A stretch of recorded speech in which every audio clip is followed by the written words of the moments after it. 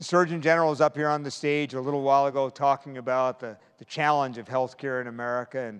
And I'm thinking to myself, you got two challenges in front of you really in this room. One is this big challenge for America. How do we have affordable health care? How do we really meet the health care needs of Americans, get people to take their prescriptions, et cetera? And then you've got this need of Walmart to win the next generation of the customer so you don't become levies. And you might ask yourself, can I really make a difference in that? And I want to tell you a wonderful story. Just after September 11th, about 6 months later, in the winter of 2002, I'm in Cleveland, Ohio. I just gave a speech. I'm about to catch an airplane to give another one, and I'm late. It's an icy, snowy day. I get there just in time to be the last one to get on the plane. I sit down.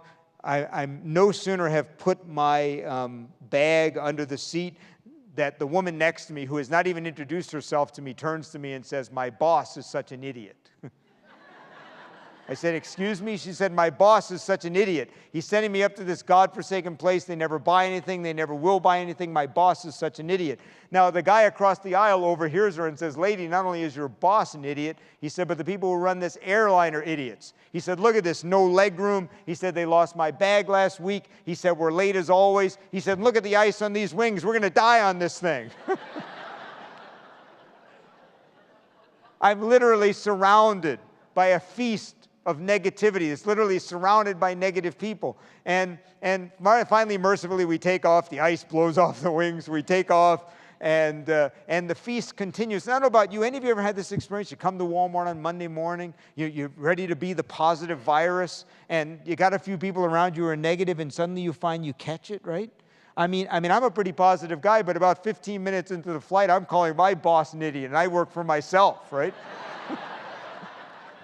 Now, it finally reaches the height of negativity when in those days they were still serving something on airplanes. They brought this kind of wrapped up Subway sandwich, wrapped up in cellophane, and they put it on our trays. And the airline is run by idiots guy actually opened it up, and he sniffed it. He sniffed the meat, and he rang his flight attendant button, and she came back, and he held it up. He said, "Miss, this is a bad sandwich."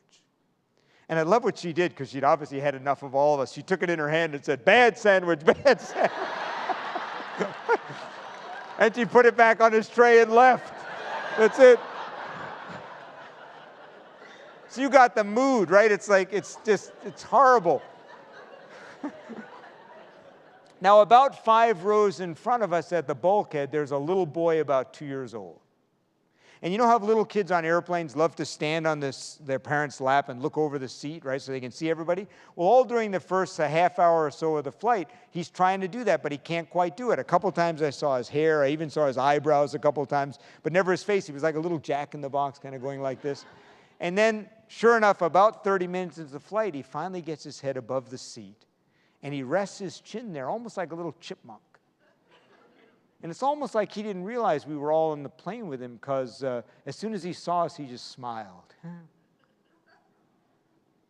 And I'm not exaggerating, within 1 minute, he transformed the 5 rows behind him. The airline is run by idiots. Guy was going like this, trying to get him to smile again. My boss is an idiot lady, turned to me and said, "You got kids?" "Yeah, 3. "How many you got?" 2. "How old are they?" She said, "We should be a little more positive like that kid. Why don't you go get him?" "Go get him." So I went up to his mother and said, "Could we borrow him for a while?" She said, "Sure, go for it," right? "It's all yours.